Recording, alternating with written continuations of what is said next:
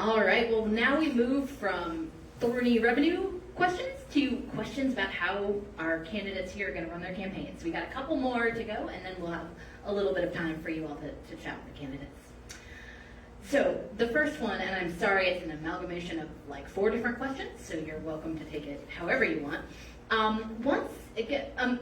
Imagine a situation where you have won the primary. How do you plan to campaign and win in the 5th Congressional District? What's your ground game? Can you please talk, as part of this, in a specific way about how much of your time you plan to spend turning out the people you consider to be your natural voters, and how much of the time you plan to spend trying to persuade Republican voters? And we'll begin with Floria.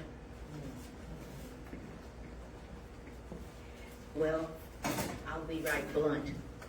The far MAGA Republicans are a lost cause. I'm not using 1 hour of my time dealing with crazy. Now, the rest of us, to me, it's about the butterfly again.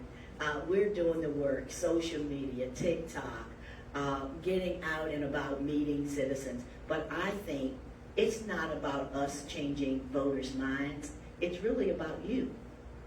You get to control the room that you're in. You know what the challenges are because you sit here and listen to us. It's about you. You know these people. You work with these people who are on the edge. My hope is you've been informed enough to hold your ground and ask them questions. Are you really better off? Are you really voting as a one-trick pony? That's what I told one of my friends who voted for Donald Trump. I said, you mean to tell me you're going to sell this country out for a one-trick pony because you're pro-life? You're willing to lose democracy? She's voting for me. Now, but see, we have a responsibility, and all of us have to do this. We can win if we get Democrats to the ballot box and we steal some of those independents. But I'm not wasting my time on no crazy Republican. I'd say ditto about spending time on that 37% of crazy Republicans. But there's another factoid that's out there. 24% of Republicans are on the fence line. They don't know who to vote for. I had a friend that said, Republican friend that said, Gary, this is the quandary that I'm in. It's like waking up in the morning and being asked if you want to die by gunshot or by hanging. That's what they feel like. So what we have to do is we have to get out and find that 24% and show them that they have a very good alternative. They have a very good alternative. You don't have to vote R. The folks that I've talked with, some of my Republican friends and some of the folks in other parts of the district, just having the conversation with them and talking about some of the issues, they're willing to step across the line and vote for a D. As long as we come across as wanting to work with them. We're not going to spend any time with the 35, 37% of MAGAs. That's a lost cause.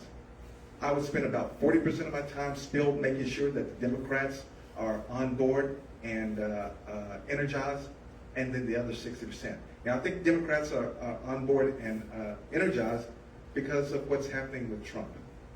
A lot of people don't want him back in office. So I have a belief that the Democrats here in this district will get out and vote. But they need to see us, but they will get out and vote. We need to focus on that 24% in order to win the election. So we had a pollster come to a meeting in Charlottesville, and he said that the polls right now show that Democrats will have 48% of this district, and Republicans will come 42%. So piggybacking on what Gary said, 24% undecided or on the fence or whatever of the Republicans centered. You peel 4% of it away, you just flip the chart and you just turn this district blue. It's not a heavy lift. I have many, many friends that live down here. They all work at NGIC, and surprisingly, they're all Republican. So, but they're all committed to changing the paradigm because none of them like the Republican candidates, either one of them, and they want to see a change, and they want to get to that middle ground and get things done in Washington. And so this is going to come down to a ground game, and it's going to come out face to face to areas that we normally as Democrats probably wouldn't go to, and talk to the people out there and really listen to what they're trying to have to say, because I'm guaranteed it comes down to the same things that you know, every election cycle. It's the economy. It's, you know, my price of gas is too high, and all the things that, you know, the government can't really affect because it's a free market economy.